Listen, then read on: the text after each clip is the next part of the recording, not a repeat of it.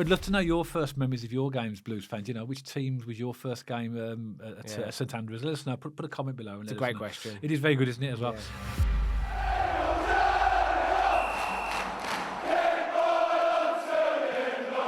Welcome back to BCFC Royal Blue. And in the international break, once again, we get the opportunity to do another one of our Questions from Fans podcast. And myself and Matt really love these. This will be the third that we've done that came from a community post put out just over a week ago now.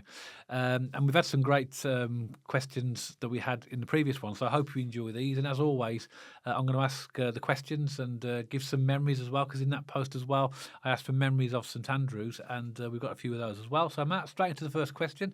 Yeah. This is from Jack Meads. What's your realistic expectation of where the club will be in the next 5 seasons?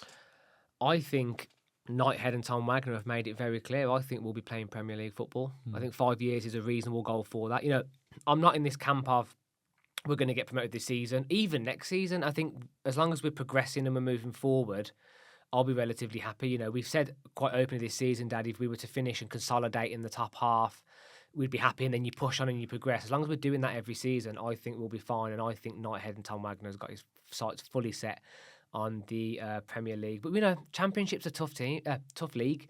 You know, it's notoriously difficult. Not much ever separates third and sort of 22nd in the Championship. Yeah. It's a really difficult league to get out of, and that's notorious. But I think ultimately in 5 years, with the new stadium, Tom Wagner and Knighthead are going to have their vision on Premier League football. Yeah, because that's the time frame for Tom Wagner, isn't it, to get the stadium done? He's talking about 2030, 2031, which is basically 5 years from now, roughly.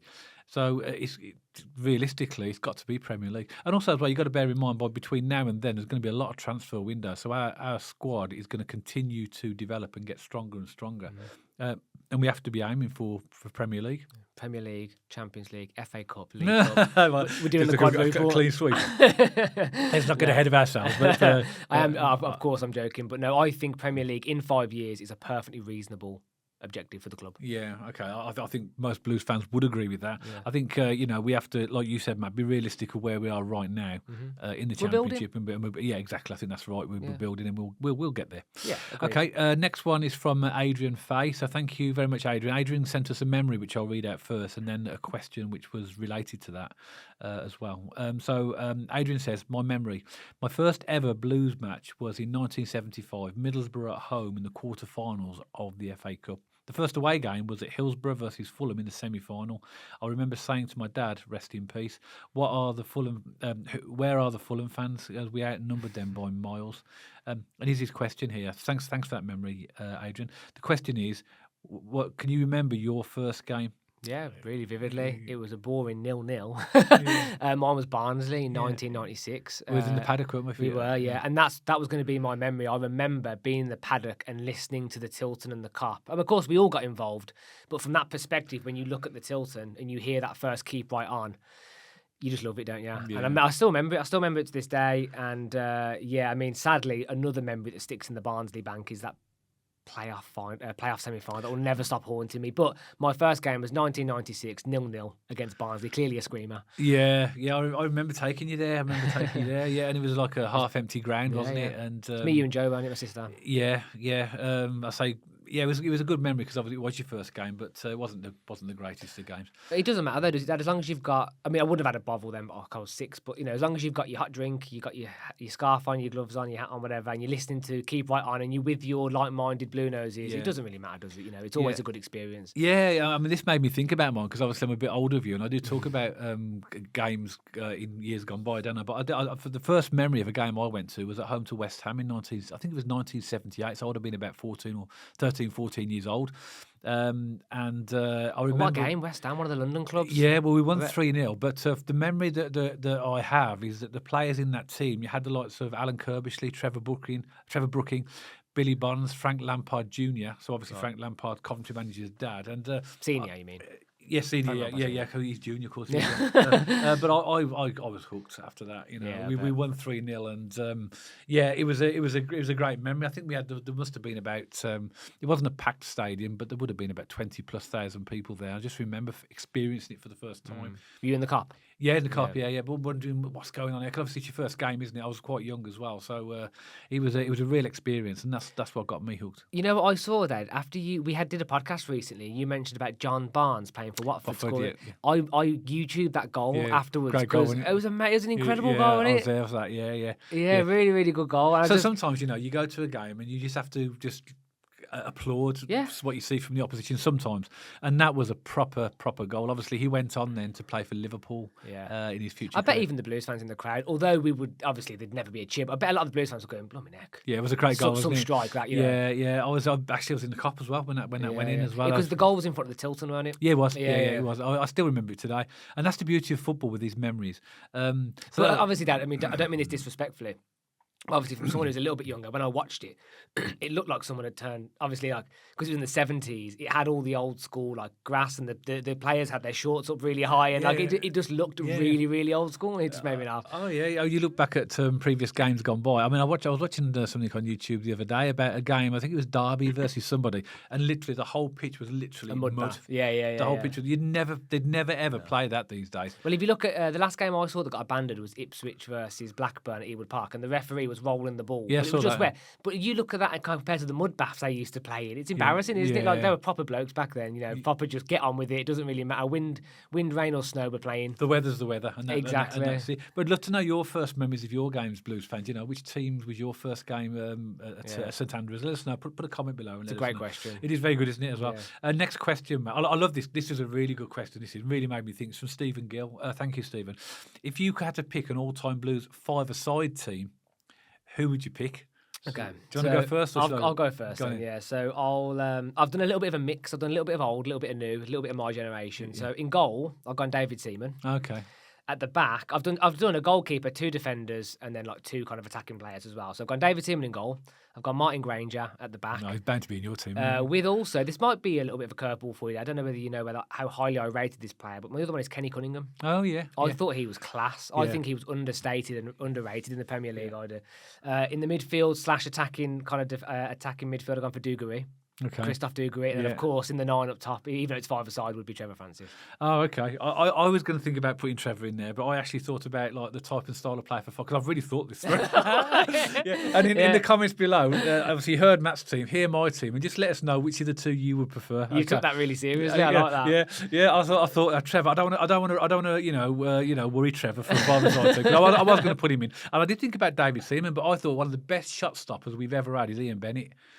And I stick him in for five-a-side team. He'd perfect for five-a-side. So I really have thought this. Yeah, you have. Yeah. I've also gone for at the back as well. I have gone for a current player. I've gone for Christophe Clara. I want a bit of aggression in the team as well, and also for a bit of flair, I've gone for Jose Dominguez. You want that in five-a-side as well, don't you? Yeah. And also I've gone someone who'll run around forever, Robbie Savage. In the middle, He left on bad terms. How dare you pick Robbie Savage? And also as a goal scorer is Mikel Fussell. Nice. So I've gone for Ian Bennett, Christophe Clara, Jose Dominguez, Robbie Savage, and Mikel Fussell. To be honest, Dad, my mind was running circles. So I thought about Stan Lazaridis as well. Just made a mistake. But I did think about Jose Dominguez.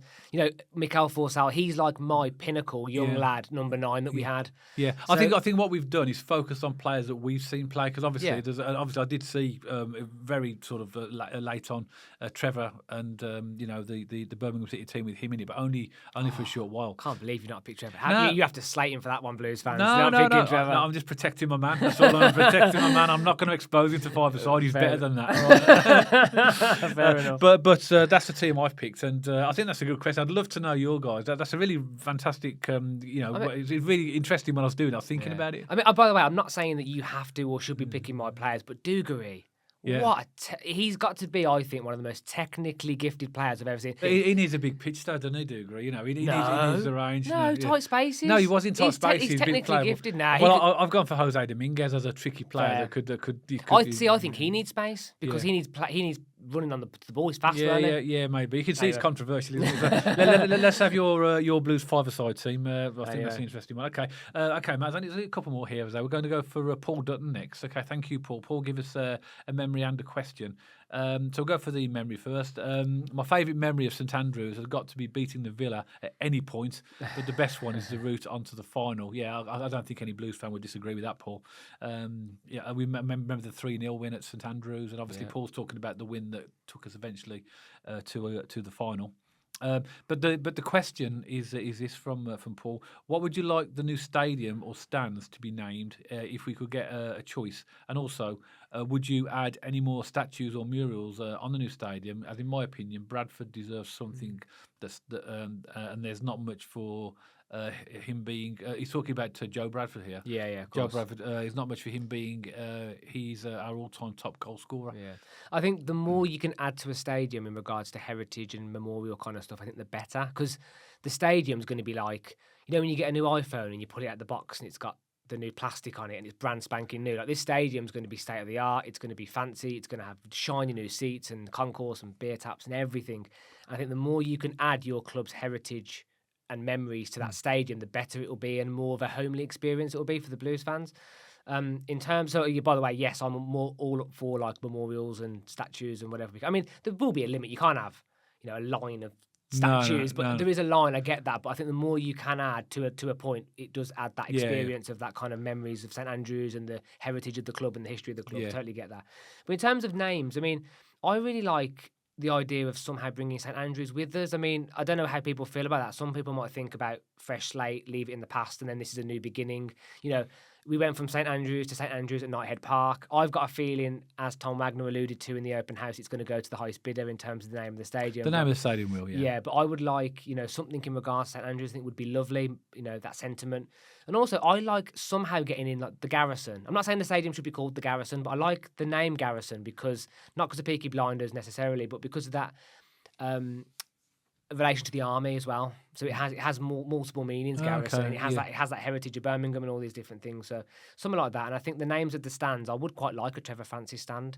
Something which has a nod to our history and one of our greatest players of all time. And the other three, I'm open-minded to. I haven't really given it much thought, if I'm going to be totally honest. But as long as it's not the Barclays stand and the Budweiser stand, But if they pay enough, they will. Well, and they will be, yeah. But that would, I think, in my opinion here, that would be a sad day for the club. I mean, the revenue, fine, I get that side of it, but I think your stands and your name, it should be a proper nod to the history of the club. I think there's going to be a lot of scope for this because obviously it's not just a stadium; it's a sports quarter. Yeah. So what's stopping them naming the arena, like the Trevor Francis Arena, or that'd be good, wouldn't it? Or something like that. I don't know. So obviously they're going to have all the stands, and also you're going to have we've got a Garrison suite at the Blues. You could have like a Garrison bar or Garrison concourse. So there's loads and loads of scope there. Obviously, what Paul's mentioned about the fact that Joe Bradford is our current top scorer, then maybe do something to memorialise him. But I'm sure that this will be part of the consultation.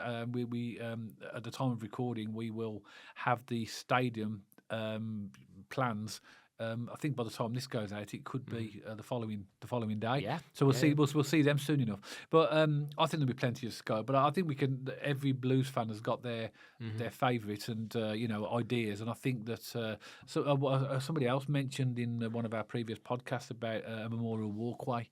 That'd be nice. Yeah, a bit like the Wembley walkway. Yeah, in some it's a regard. memorial walkway that obviously has the memories of all the various nice. key people as well. So there's loads and loads of scope there. But I've got no real, if I'm honest, I haven't got any real preference for a name because we know that Tom Wagner's going to sell it to the highest bid of the name of the stadium. But there's loads of other scope to use to memorialise other people and remember them as well. We can do it in multiple different ways, can't we? Yeah, I mean, I'm sure there'll be memorial to the victims of the Birmingham pub bombings, and people that because this is a Birmingham sports quarter. It's not just a Birmingham City thing. It's a much wider Birmingham community thing. So I'm sure, obviously Arthur will be remembered in some way. Obviously we've got an Arthur stand at the moment. So it'll be interesting to see what they do with it. But I know that the Blues are going to have fans forums to consult. So we'll see what they come up with. Absolutely. Thanks for that question, Paul. Yeah. Final one, Matt, for this one is great handle. FZ Flip the World. Thank you very much for your question. Okay, at the end of the season, I asked you guys. Start of the season. Sorry. At the start of the season, at the end of the season. At the start of the season, I asked you guys a question which you answered, but as the season has progressed on a little, I thought I'd ask the same question again to see if you have changed your minds. if you had to pick one other squad and one other manager from the Championship to replace the current Blues squad and manager, who would it be? Would it still be Ipswich squad and Kieran McKenna, which I said last time? Love the pod. Keep right on from Richard Devere. Thank you, Richard, for the question. So, what do you think, Matt? So, if now that we are where we are in the season, if you could pick a squad and a manager, who would it be? Well, it's hard not to look past Frank Lampard and Coventry, isn't it, Dad? It's not just because they're top and they're doing well. They're actually playing, really, really nice football, aren't they? Yeah. Scoring lots of goals, really fluid football. And, it's hard not to look past them. I still stand by McKenna and Ipswich. I think they're still a good team. I think, they are going to have a push this season. They are getting better every week that goes past. I think they will start to gel even better and move forward, especially with January on the horizon. They'll definitely strengthen and then push for the second half of the season. Maybe a little bit of a curveball here. I don't know whether I'd necessarily replace the Blue squad and manager with this team, but a little bit of a curveball in that a team I'm respecting at the moment and like at the moment is actually Alex Neil and Millwall. Oh, yeah. Because he's an experienced Championship manager. He gets it. He's good at this level. And Millwall are quite similar to Blues, aren't they? The fan base is quite similar. The club's quite similar. Very typical kind of working class clubs and teams and fan bases. Not that I'd necessarily want to rep swappers for Millwall. I'm not necessarily saying that. It's just a team I think they've got a bright future ahead of them if they keep someone like Alex Neil at the wheel. But in terms of who would I swap at the moment, it's got to be Frank Lampard and Coventry. I don't think you can look beyond that. You have to look at who's top of the table. Yeah. But they're not just top of the table, are they? They're actually flying and they're playing good football. And they've only lost once all season. Wrexham, isn't it? Yeah, but you'd have to pick them. Again, I still agree with you. I stand by the fact that I think Ipswich will still be up there, but I think they've not had the start of the season that everybody thought they would. No. But it doesn't stop them being a good team and having a good manager. So yeah, I would stand by what I said. Mm-hmm. But obviously, you are looking at the corner of your eye, don't you, at Coventry and respecting what they do. I think Mark Robbins done a great job at Stoke as well. Yeah, and also Preston, Dad. Preston's done fantastic. You called Preston in the summer. What's his name again? Paul Heckingbottom. Paul Heckingbottom. Yeah. I mean, if I'm honest, I was underwhelmed with how they played against Blues, but they are a good team. They're in fourth. I think they're doing well. There's a couple of teams this season who have surprised me, to be fair. But ultimately, to answer that question for me, Dad, it's got to be Frank Lampard and Coventry. Yeah, I agree as well.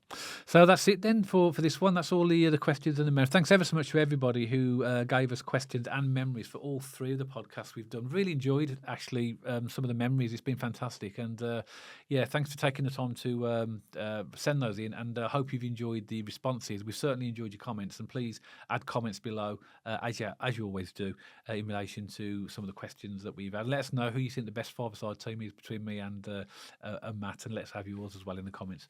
So that's it for this podcast. As always, if you did enjoy it, don't forget to give us a thumbs up. And if you haven't checked us out on our social media channels already, pop along to our X page and our Instagram page. And if you like to watch or listen to your podcast on Spotify, you'll find us on there as well. And you'll see the handles appearing on the screen for all these channels right now. If you haven't subscribed to the channel already and you'd like to, and there really is no obligation to do so, but if you would like to subscribe, hit the big red subscribe button. And if you hit the bell icon next to the subscribe button, you'll also be able to get notified every time myself and Matt put out a new podcast. So that's it for this one. And myself and Matt will see you on the next one, all about Birmingham City.